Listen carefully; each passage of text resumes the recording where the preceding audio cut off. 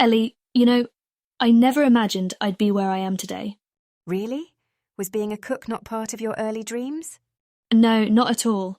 I was a history major, can you believe it? I was engrossed in my books, digging into the past, analysing trends. Cooking was just a hobby. That's fascinating. But what pushed your hobby towards a passion? Well, food is a basic necessity, right? But I realised it's also an art, a form of expression that communicated more than history itself could. I found a connection with the food I cooked. It was personal and real. I see. Could you share when you decided to dive into the culinary world? It wasn't a specific moment per se, but rather a growing desire. I started yearning for the intoxicating smell of spices, the sizzle of food in a pan. It wasn't long before this yearning transformed into a dream. And now you're dreaming of owning a food truck, right? Yes, I am. It's a dream born out of my love for cooking and the desire to bring my food to as many people as possible. Emma, your journey is truly inspiring. It's proof that dreams can evolve just as we do. Absolutely, Ellie. It's been a roller coaster. But it's my journey and I wouldn't change it for anything. Emma, you mentioned being a history major. Did it influence your cooking? Yes, it indeed did. Studying history exposes you to the way cultures have evolved and the impact that has on food. Food, perhaps, is one of the most tangible remnants of history, especially when you take into account regional influences, fusion cuisines, and immigrant cooking. Oh, interesting. Could you share an example? Definitely. Let's consider spices, for instance. The spice trade was a significant factor in world history. It pushed boundaries, brought countries closer, and triggered explorations. In the process, it also shaped culinary practices. Adding black pepper to a dish might seem trivial now, but centuries ago it would have marked you as wealthy. That's something I never thought about before. You actually put spices in a historical context. How does this translate in your cooking? When I cook, I love experimenting with spices and flavours from different regions. It's like bringing parts of history alive, right in my kitchen. And there's something profoundly rewarding about that. So, in a way, every time you're cooking, there's an element of storytelling, right? History influencing the present. Exactly, Ellie. It feels like I'm participating in narrating the stories of our ancestors, cultures and traditions through the simple act of cooking. Emma, it's clear that history permeates your culinary aspirations. Could you tell us about a specific course or event from your undergraduate journey that was influential? Definitely, Ellie. One specific course that I remember profoundly affecting my perspective towards food was food, culture and society. We explored how food signifies so much more than just sustenance. It's a symbol of identity and a medium of exchange in terms of cultural significance. Every dish has a rich tapestry of stories woven into its conception, evolution, and popularity. That's intriguing. Could you share an instance of these historical perspectives materializing in your kitchen? Absolutely. I remember once creating a meal based on the cuisine of the Ottoman Empire. I researched extensively, trying to remain as authentic as possible to the era. Serving that meal felt as though I was providing a portal to my friends and family to that historical epoch, a taste of a time long experienced. Wow! So in a way your kitchen became a time machine. Now I'm really curious, how does this historical awareness influence your culinary practices? History has taught me to respect recipes. They're historical documents themselves, handed down through generations. But it's also about adapting and improvising, much like history itself. I emphasize on staying true to the essence of the dish, but am not hesitant to twist it by adding my own flavors. It's a constant balance, just like history. That's really inspiring how you extend the concept of history repeats itself to your cooking. Any particular moment you want to share when you successfully intertwined food and history? There was this one time when I curated a multi-course dinner termed A Journey Through Time. Each course represented a particular era, showcasing its unique ingredients, flavours, culinary practices. It was my most successful endeavour. The guests felt like they had travelled through time, all while being seated around my dining table. Emma, it's clear that your journey hasn't been easy, particularly when it comes to your financial struggles. I'm curious, how did you manage those? What strategies did you utilize to ensure you could continue pursuing your goals? That's a great question, Ellie. I won't lie, there were times when I thought it wasn't possible, but my passion for cooking kept me going. One of the major strategies I adopted was budgeting. Every dime began to count, from limiting occasional luxuries to even scrutinizing routine expenditures like groceries. I started exploring local farmers' markets for fresh produce, which turned out less expensive and nutritiously beneficial. That sounds like a creative way to curb expenses. Buying from local farmers' markets not only aids the local community, but also ensures fresh ingredients for your dishes. Do you still continue to practice that? Absolutely, Ellie. Apart from this, I looked for side hustles too. I started selling my own crafted dishes at local community events, which not only provided me with extra income but brought me closer to the cuisines around. Feeling the immense appreciation from people brought me hope and courage. It reassured me that I was on the right path. That's a smart move, Emma. It surely sounds like a struggle, but quite an inspiring one. Any major lessons you learned from this struggle? The biggest one, I would say, is resilience. It's tough when you're working so hard and trying your best, but it seems like nothing is going your way. But I've learned that it's in these moments you find out what you're truly capable of. You discover reservoirs of strength and courage you didn't know you had. So, no matter the hurdle, find strength within and keep going always. Resilience, Emma, isn't a trait easily mastered. It must be overwhelming at times to be so surrounded by financial pressures. Is it okay if we delve a little deeper into this? I think it's important to share, Ellie. Being financially constrained, it's like having a ticking time bomb, always reminding you of its presence. It's strenuous and anxiety-provoking. Is there any particular moment you found particularly taxing? There were obviously multiple moments, Ellie, but one does stand out. On my birthday a few years ago, after paying all my bills, I had barely anything left. In that moment, seeing how little I could take home, it felt almost paralyzing. That must have felt incredibly difficult. How did you cope with such situations? I'd often remind myself of why I was doing what I was doing. My dreams of owning a food truck. My love for culinary arts. It was hard, no doubt, but remembering the goal helped me navigate the struggle. It seems like your culinary aspirations acted as a beacon of hope in the dark. Was it ever tempting, though, to give in and let go of your dreams? I would be lying if I said it never crossed my mind. But every time it did, I would head over to my kitchen and make something, anything. The simple act of seasoning, stirring, and whisking. It was soothing, cathartic. It was a reassurance to myself that I was working towards something valuable, something I loved. It's evident how much resilience you've shown, Emma, and it seems like cooking was as much a form of therapy as it was a passion. Would you agree? Absolutely. It gave me strength, grounding. In all its trivialities and intricacies, cooking wasn't just a dream. It was my sanctuary, my way of coping. And I guess that's why I decided to keep pushing and keep my dreams alive, regardless of the financial strains. Emma transitioning from the hardships to an entirely new chapter. How did the journey of applying to culinary school unfold for you? Well, Ellie, it was a step into the unknown.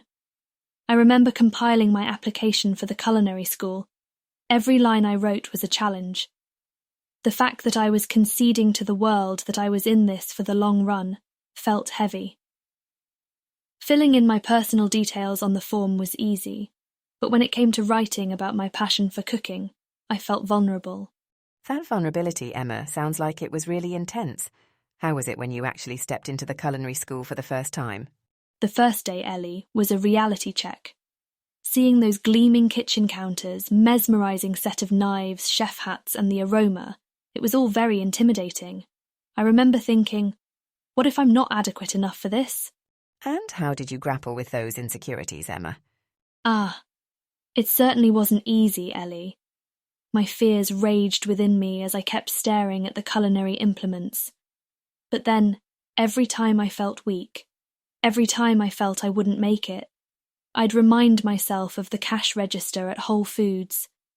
It was an affirmation of how far I had come and how much more I had to conquer. What was your most cherished experience in culinary school, Emma? One of the most cherished anecdotes was my shot at making beef bourguignon.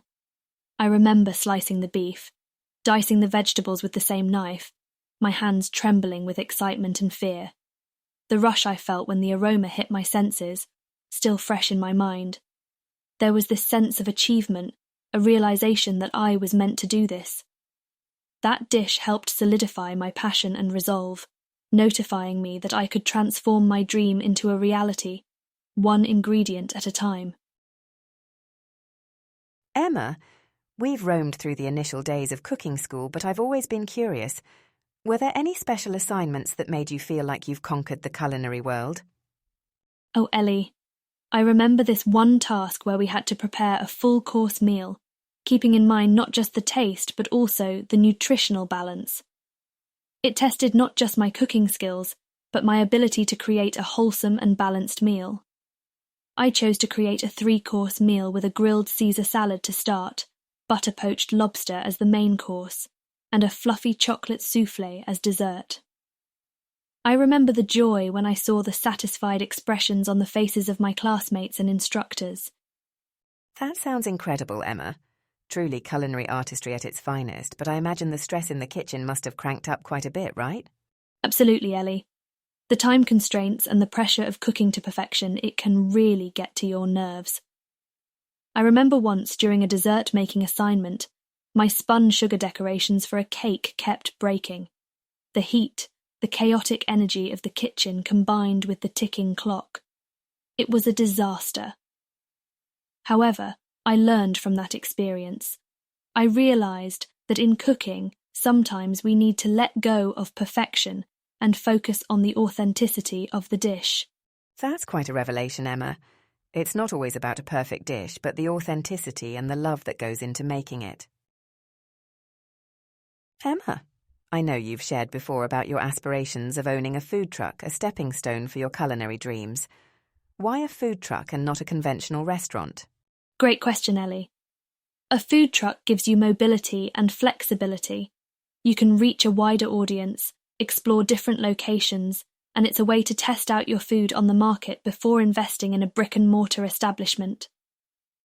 There's a freedom tied with the open road, the ability to take my culinary art to the people directly. And financially, it's more within my grasp right now.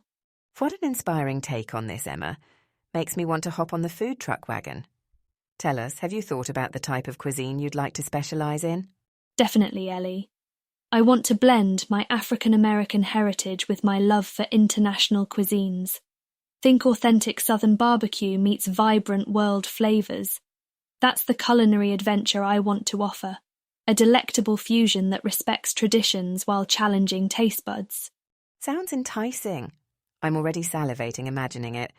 How about the branding and design of your future food truck? Are there any special touches or unique elements you envision? I envision a cosy, rustic design, complementing the soulful culinary experience. As for the branding, I'd like it to be rooted in my experience, history, resilience, culinary passion.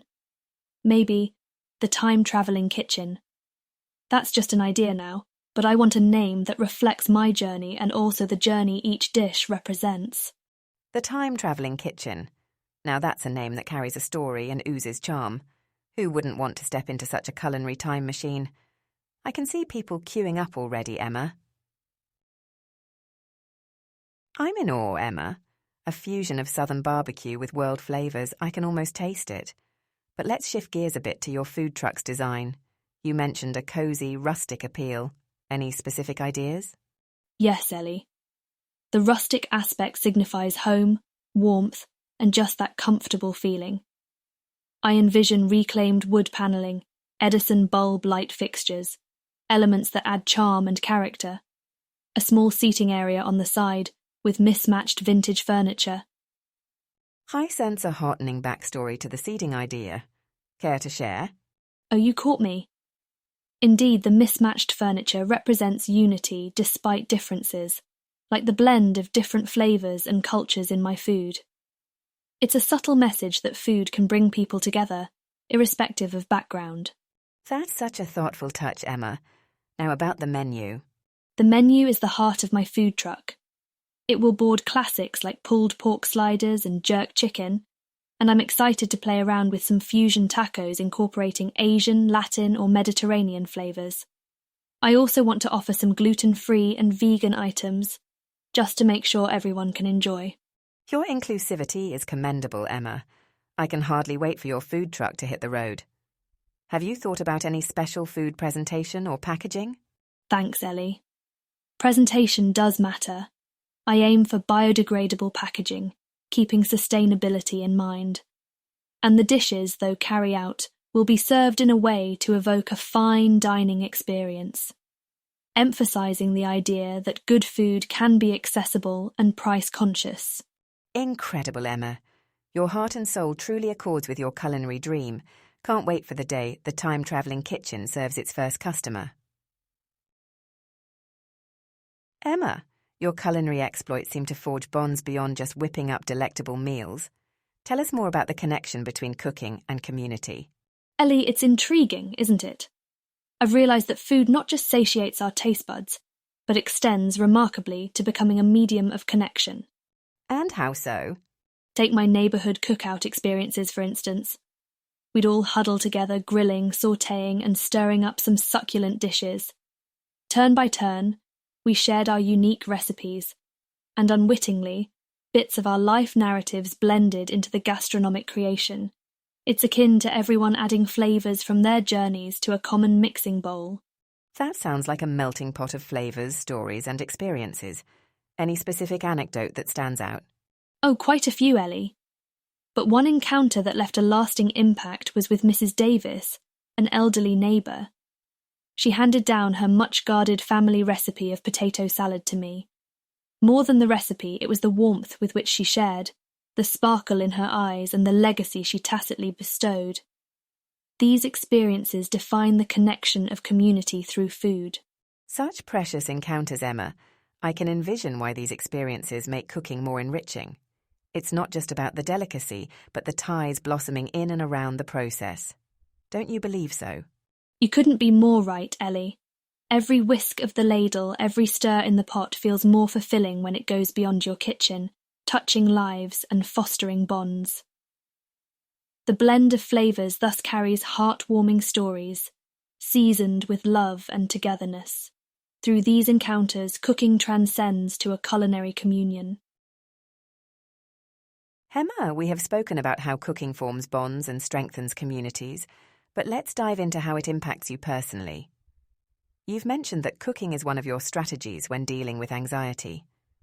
Can you tell us more about that? Absolutely, Ellie. Cooking for me is more than just a hobby, it's therapeutic. When I'm involved in creating a dish, I lose myself in the process. The chopping, stirring, blending, it's a symphony in itself, and it allows me to take control of my thoughts. So you're saying every step of the process, each movement, it helps you regain control and put your mind at ease? Yes, Ellie. It's an immersive experience. I feel that when my hands are busy, my mind gets the much-needed quiet. Moreover, at the end of it all, there's a sense of accomplishment. I transformed simple ingredients into something beautiful and delicious. It gives me a lot of satisfaction. So it's not just about the finished dish, but the entire process. That's quite insightful, Emma. Now, another coping mechanism you've mentioned is jazz music. How does that aid your emotional wellness? Oh, Ellie, where do I start? Jazz music is my solace. Just as cooking is an immersive experience, jazz music is an escape for me. The soulful tunes somehow make my worries seem lighter, dwarfed by the powerful notes. It's akin to taking a step back from the chaos of life and finding a tranquil island. So, jazz is your escape. Do you often find that the calming vibes of jazz intertwines with your culinary practices? Absolutely. There's something about jazz that enhances the cooking experience. I think both are forms of art, and they complement each other perfectly. Often, while cooking, I let jazz music wash over me. It helps me focus and adds to the joy of the process. Emma, it's clear that jazz music holds a special place in your heart and in your kitchen. Can you further share how jazz intertwines with your cooking? Yes, Ellie, I would say jazz feeds my culinary creativity, much like a spice adds depth to a dish. When I'm in my kitchen and the jazz is playing, every note seems to inspire the next ingredient, the next flavour. Each beat is like a rhythm dictating my movements and the pace of my cooking. That must make your kitchen a very serene yet dynamic place to be. How does this immersion in jazz affect your anxiety? Well, Ellie, jazz has a soothing effect on me. It calms my mind.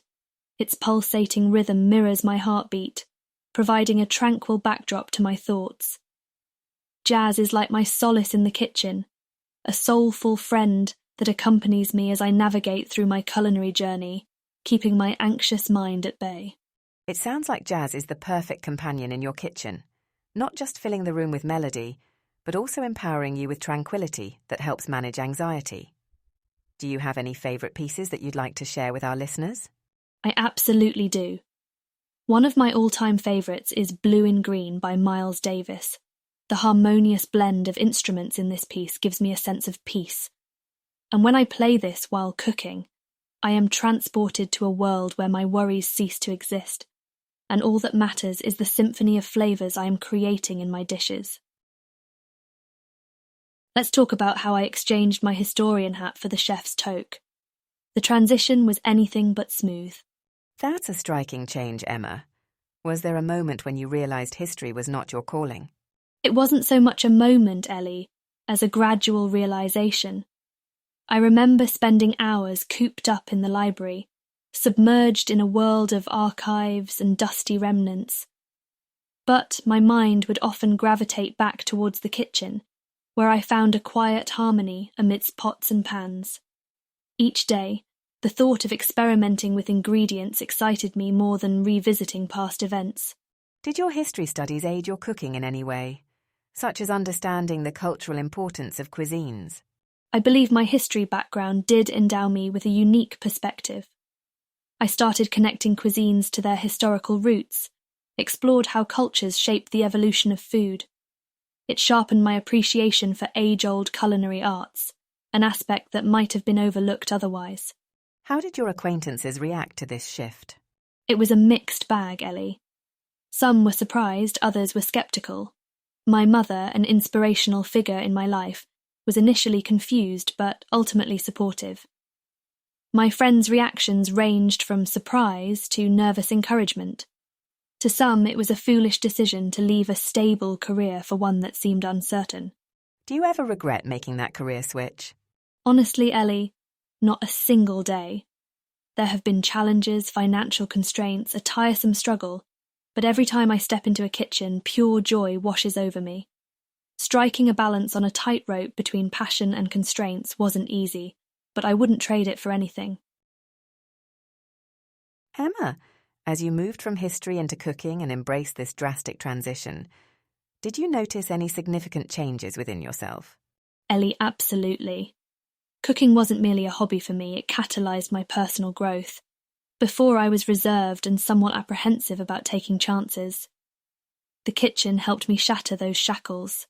Interesting. Can you elaborate more on this transformation? On reflection, studying history was rigorous but quite static. It was essentially about understanding the past. But once I embarked down this culinary path, I noticed a shift within me. Cooking required constant innovation, experimenting with ingredients, taking chances with flavours. It was an unending exploration. It nudged me out of my comfort zone, made me embrace uncertainty. That's such an inspiring perspective, Emma. Would you say this newfound confidence played a role in your decision to apply for culinary school? Without a doubt, Ellie. Cooking appreciated effort, resilience, and above all, the courage to make mistakes. Our failures in the kitchen are the stepping stones towards creating that perfect dish. I developed a zeal for continuous learning, growth. This belief and an innate passion for cooking were the driving forces behind my decision to enroll in culinary arts. You had the courage to not just chase your passion, Emma, but also to reinvent yourself along this journey. I must say that's the mark of a person who's on the path to making her dreams come true. I can't wait to see where your culinary journey takes you next. Emma, would you share with us some tips for those who might be inspired by your journey and are considering a culinary path? Of course, Ellie. My first piece of advice is to always stay curious. Cooking is about the endless possibilities of combining ingredients, methods, and flavours. It's an art form, and the key to mastering it lies in your willingness to experiment and learn. Such a valuable insight, Emma. How do you suggest they handle stress in the kitchen? Stress, Ellie, comes with the territory in the kitchen, whether professional or personal. What really matters here is how we cope with it. For me, jazz music becomes my ally. It helps me stay focused, relaxed, and enables me to enjoy the process rather than just rushing towards the end result. And how would you suggest they keep their passion alive, especially during tough times? Staying passionate, Ellie, is all about remembering why you started. Each time I get lost, I remind myself of the elation that coursed through me when I created my first successful dish. That sense of accomplishment, of content, that's what keeps the flame alive, even in the darkest times. Remember your culinary wins and use them as a beacon in the storm.